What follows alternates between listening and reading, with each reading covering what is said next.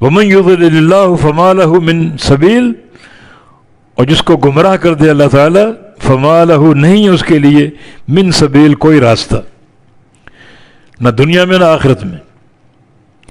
دنیا میں ہدایت کا اللہ اگر مہر لگا دے، گمراہ کر دے، کوئی دنیا کی طاقت اس کو ہدایت نہیں دے سکتی۔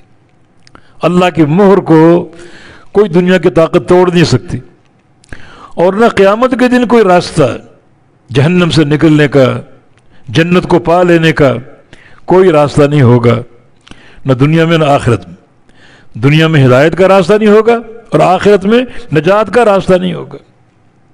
کیوں؟ اللہ نے گمراہ کیا۔ اللہ نے گمراہ کیوں کیا؟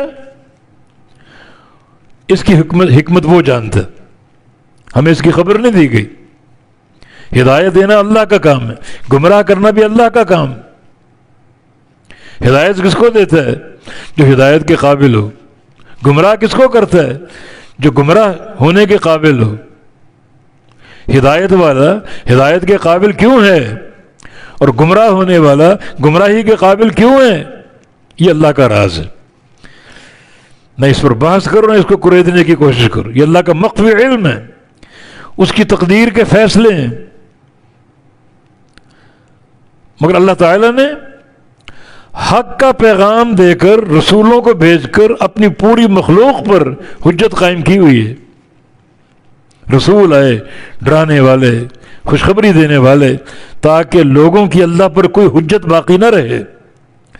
حجت تمام ہو چکی۔